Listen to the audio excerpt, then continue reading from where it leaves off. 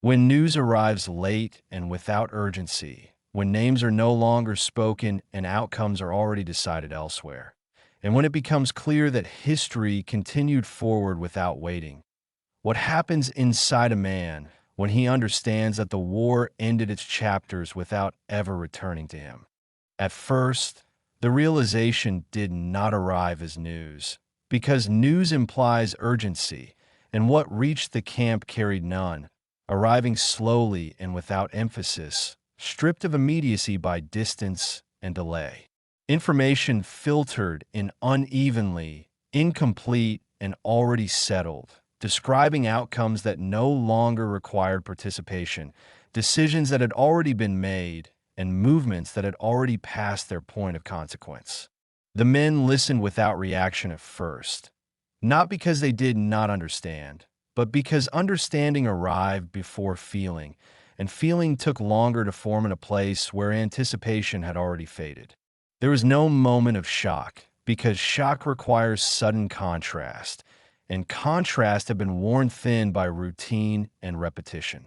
The war had not ended suddenly in their minds, but had drifted away quietly, becoming something that continued elsewhere without referencing them. What unsettled the men was not defeat or victory, but irrelevance, the subtle awareness that events were unfolding without their presence being required or even acknowledged. They realized that time had continued forward with or without them, carrying names, movements, and decisions beyond the boundaries of the camp, leaving them positioned behind a line that no longer moved. The world outside did not feel hostile or unreachable, but simply occupied with other concerns, advancing according to its own momentum. The men did not feel abandoned, because abandonment implies expectation of return, and expectation had already weakened long before this realization took shape. Instead, they experienced a quiet displacement, as though they had been set aside by history rather than opposed by it. The war, once the defining context of their lives, now felt like something that belonged to others, something narrated in the past tense without reference to those still waiting. They noticed that their own names no longer appeared in the story being told beyond the wire, not because they had been erased, but because the story no longer needed them. This absence did not provoke anger, because anger requires a target, and there was no clear target to confront, only the steady movement of time beyond their reach. The men found themselves listening more closely than before, not to catch up, but to understand where they now stood in relation to what was happening elsewhere. What they heard confirmed what they already sensed, that the war had progressed through phases they had not lived, reaching conclusions they had not participated in. They were no longer delayed participants, but removed observers, aware of outcomes without having influenced them. This awareness altered how they understood their own position, because position is defined by relation, and their relation to the war had quietly dissolved. The men did not feel left behind in a dramatic sense, because drama had already been drained from experience, leaving behind a flatter recognition that time had simply passed them by. The realization arrived gradually, settling in layers, each piece of information reinforcing the same conclusion without needing to state it directly. They began to sense that the war no longer framed their waiting, because waiting implies an eventual return to relevance, and relevance was no longer implied. The camp did not change in response to this realization, because nothing within it needed to, continuing to operate according to routines that had never depended on the war's progress. This continuity made the realization sharper, because life inside remained unchanged while life outside had moved forward decisively. The men adjusted by lowering their gaze inward, not out of despair, but out of practicality, recognizing that what happened elsewhere no longer required their attention. They did not mourn missed moments, because mourning assumes attachment to what might have been, and that attachment had softened under long confinement. What emerged instead was a quiet recalibration, a recognition that the war now existed as a completed narrative in which they were no longer characters. The men understood that even if they were mentioned at all, they would be mentioned as a footnote, positioned outside the main arc of events. This understanding did not feel humiliating, because humiliation requires judgment, and there was none, only distance. The war had not rejected them, nor had it remembered them. It had simply continued forward, leaving them where they were. In this moment, the men realized that their captivity no longer delayed participation in history, because history had already advanced beyond the point where their participation mattered.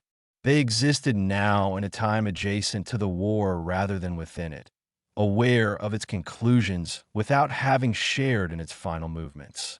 By the end of this phase, the realization had settled fully, not as a dramatic turning point, but as a quiet certainty that while they had remained still, the world had not, and that the war, once central to everything, had moved on without waiting for them. If you'd like to hear future stories like this, you can subscribe to the channel. As the understanding settled that the war had progressed beyond them, time itself began to feel different, no longer moving in parallel with events elsewhere, but existing on a separate track that neither caught up nor fell behind. Days continued to pass within the camp, yet they no longer felt connected to a broader timeline, as though the present had detached itself from history and was now repeating independently. The men noticed that dates carried less meaning, not because they were forgotten, but because dates imply alignment with events, and alignment had quietly disappeared. What once felt like waiting within a larger process now felt like existing outside of it, occupying a stretch of time that did not contribute to any unfolding outcome. The realization that the war had moved on without them altered the texture of each day, because days had previously been endured as part of something ongoing, and now that sense of participation had dissolved. Time no longer felt borrowed or temporary, because borrowing implies return, and return was no longer implied by anything they heard or sensed. The men found it harder to situate themselves within the flow of months and years, because the markers that once oriented them, advances, retreats, decisions, no longer intersected with their experience. In the absence of those markers, time flattened further, becoming a continuous present that neither accelerated nor resolved. This flattening did not create panic, because panic requires urgency, and urgency had already faded under long routine. Instead, it produced a quiet dislocation, a sense that time inside the camp had become insulated from the time beyond the wire. The men still aged, still woke and slept, still marked meals and rest, yet these rhythms no longer pointed outward toward anything progressing elsewhere. The war, once the force that gave time its direction, now existed as something complete, finished enough to no longer shape the present. Without that external motion to synchronize with, time inside lost its tension, becoming heavy not through pressure, but through lack of movement. The men experienced this heaviness as stillness rather than stagnation, because stagnation implies comparison, and comparison required a reference point that had vanished. They did not feel rushed by the outside world, because the outside world no longer felt connected to their own passage through days. What unsettled them was not that time had stopped, but that it had become self-contained, turning inward rather than forward. Moments no longer accumulated toward anything, because accumulation implies purpose, and purpose had been left behind with the war's progression. The men found themselves less inclined to measure duration, because measuring implies significance, and significance was difficult to assign in a time that did not lead anywhere. Waiting lost its definition, because waiting assumes an event that will arrive, and arrival no longer felt tied to the war or its outcomes. The future, already distant, became even less specific, as the men recognized that whatever came next would not reconnect them to what had already concluded. This recognition reduced anticipation further, allowing time to be endured without expectation, a condition that felt stable even as it felt diminished. The men adapted by narrowing their sense of time to what could be experienced directly, releasing the effort required to imagine alignment with events they no longer shared. In this narrowed temporal frame, the past felt sealed off and the future felt abstract, leaving the present as the only dimension that demanded attention. The war's conclusion elsewhere did not bring closure within the camp, because closure requires participation, and participation had been denied by distance and delay. Instead, the conclusion removed the last external reference that had given waiting its meaning, leaving time to exist without narrative. The men did not grieve this loss openly, because grief assumes attachment to an ending, and endings that occur elsewhere do not invite the same response. What remained was a quiet acceptance that their experience of time would not rejoin the larger story, regardless of what happened beyond the wire. They began to live as though time belonged only to the camp, unfolding according to its own rules, detached from the movements of history. This detachment altered how they perceived themselves, because identity often stretches across time, and time had now contracted inward. The men became less concerned with where they stood in relation to the war and more focused on how to remain steady within a time that no longer included them.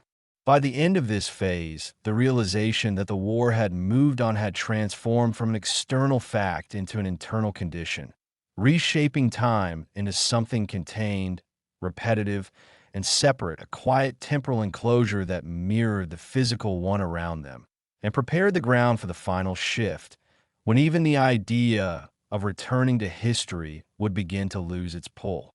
As time inside the camp continued to move on its own, detached from events beyond the wire, the men began to sense that their place within the larger story of the war had quietly dissolved, leaving them present but no longer included. They still understood that a story existed, one with beginnings, turning points, and conclusions, yet that story no longer felt like something they occupied, but something they heard about from a distance. The war had become narrative rather than experience, described rather than lived, and narration without participation rarely sustains a sense of belonging. The men noticed that references to battles, decisions, and outcomes felt increasingly impersonal, as though they belonged to another group entirely, one that continued moving while they remained still. This distance altered how they perceived themselves, because identity is often shaped by one's role within a shared story, and roles had quietly disappeared.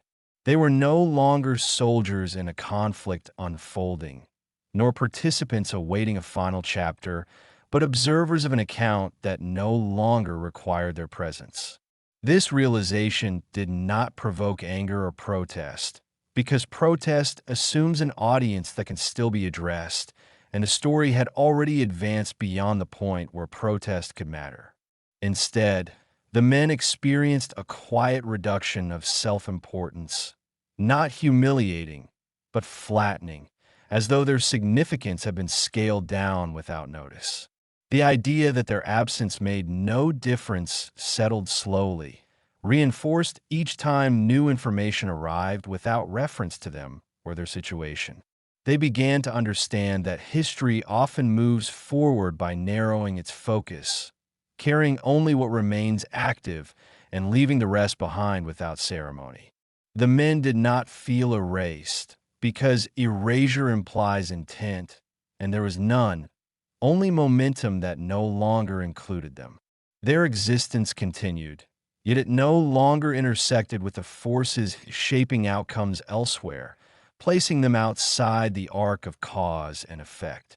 In this position, identity became quieter, less defined by purpose or contribution, and more by endurance and presence.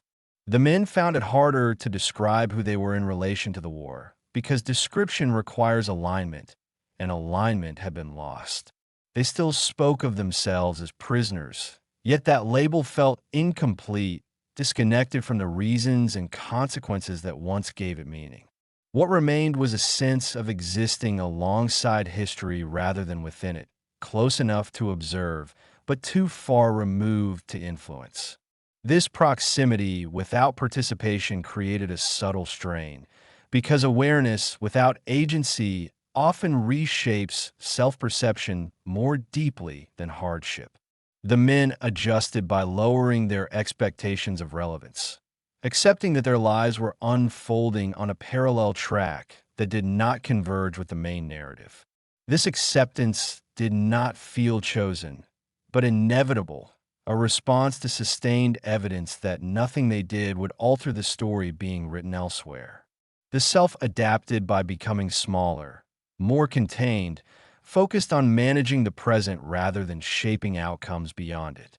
The men no longer imagined themselves returning to the story at a decisive moment, because decisive moments had already occurred without them. The possibility of re-entry into history felt abstract, belonging to a future that no longer carried emotional weight. This abstraction reduced longing, but it also reduced connection, leaving the men suspended in a state of quiet marginality.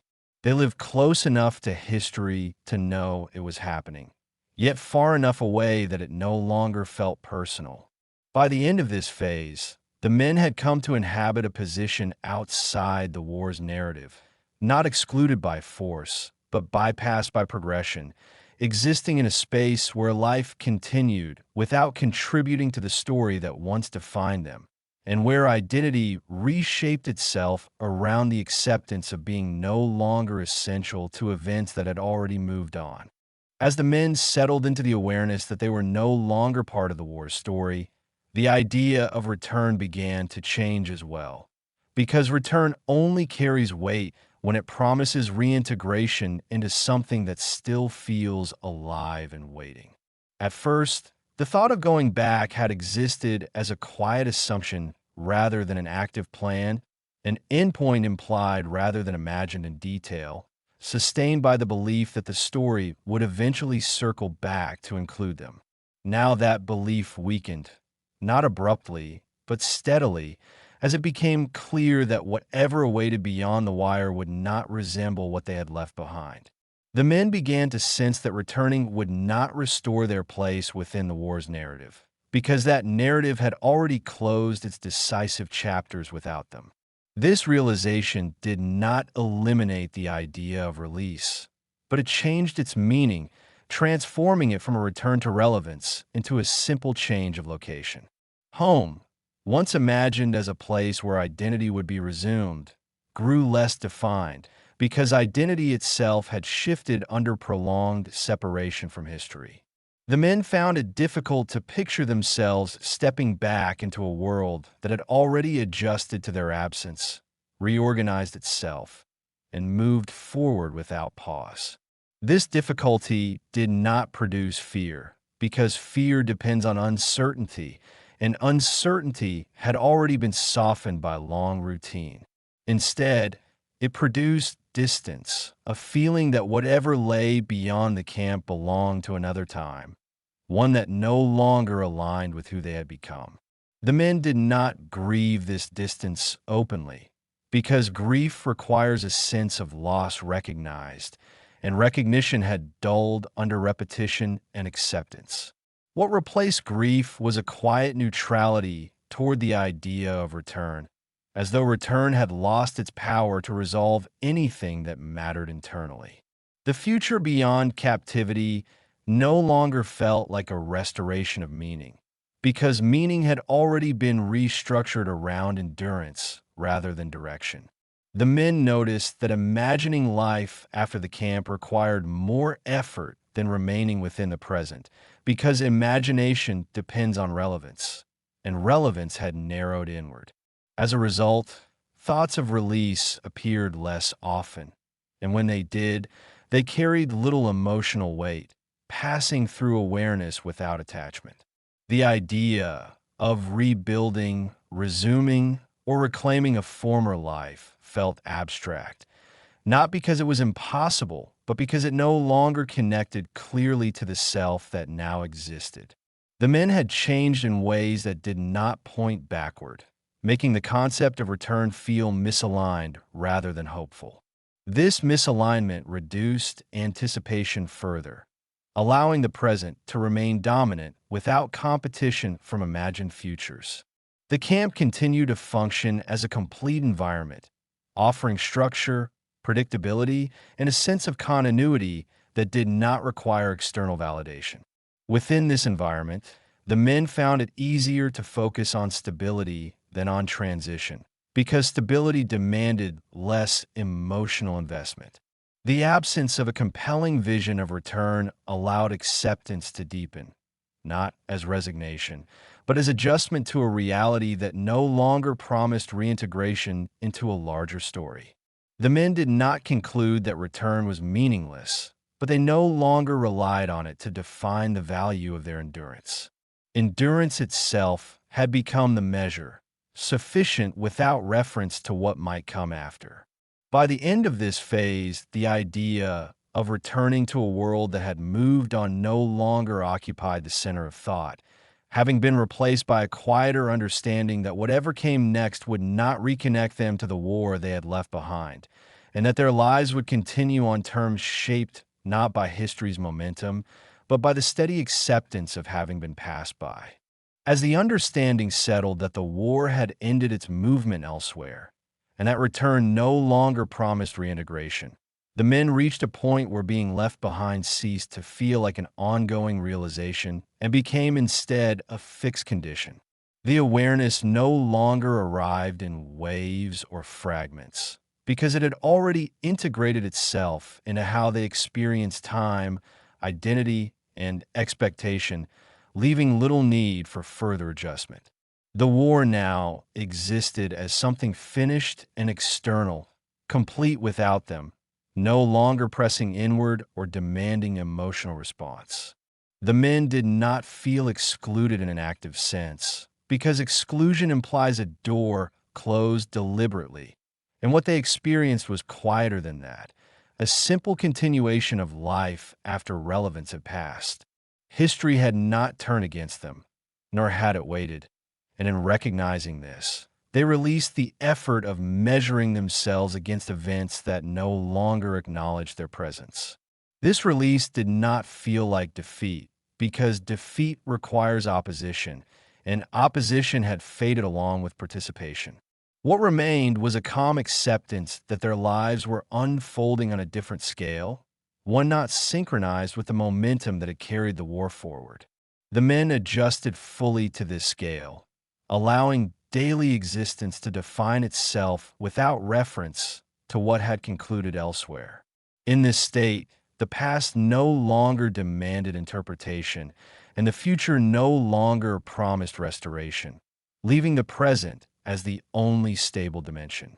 They lived without expecting history to return for them, and without expecting to return a history, a balance that felt neutral rather than painful. The idea of being remembered lost urgency, because memory depends on narrative, and narrative had already moved beyond them. This loss of urgency reduced inner strain, because striving for relevance where none was offered only prolonged tension. The men found that life continued smoothly once they stopped anticipating recognition from events that had already resolved. Their existence no longer felt provisional, because provisional implies awaiting confirmation, and confirmation was no longer expected. Instead, life felt settled into a quiet finality, not of ending, but of placement, as though they had found where they stood in relation to what had passed. The war's movement elsewhere no longer provoked thought, because it no longer intersected with identity or purpose. The men existed without resisting this separation, because resistance would have required belief in reentry, and that belief had already dissolved. What had once been waiting transformed into inhabiting, a shift from expecting change to living within a condition that no longer needed to change. This transformation completed the process that had begun much earlier, when anticipation first weakened and relevance first faded. Now, being left behind was no longer an emotional state, but a fact woven into daily awareness, stable enough to stop being questioned. The men did not see themselves as casualties of the war's conclusion, because casualty implies harm inflicted, and what occurred was absence rather than injury. They were present in a world that continued to exist independently of the war's outcome, sustained by routine and acceptance rather than by resolution. By the end of this phase, the realization that the war had moved on without them no longer felt like loss or injustice, but like a quiet boundary between what had been lived and what would never return, closing the series not with collapse or release, but with the stillness of knowing that history had already passed and that life, in its narrower frame, would simply continue. In the end, nothing announced that the war was truly over for them, because it had ended elsewhere, without ceremony, without return, and without pause. Life inside the wire continued quietly, shaped not by victory or defeat, but by the steady passage of days that no longer waited for history to come back. What had once defined their place in the world no longer reached them, not through loss, but through distance, as time carried the story forward without turning around. And so they remained, not forgotten by force, but left behind by movement itself, living on as the war became something finished, complete, and no longer theirs. If you enjoyed this documentary and want to discover more untold stories from World War II, make sure to subscribe to WWII Chronicle Vault. Your support helps us bring history back to life, one forgotten story at a time.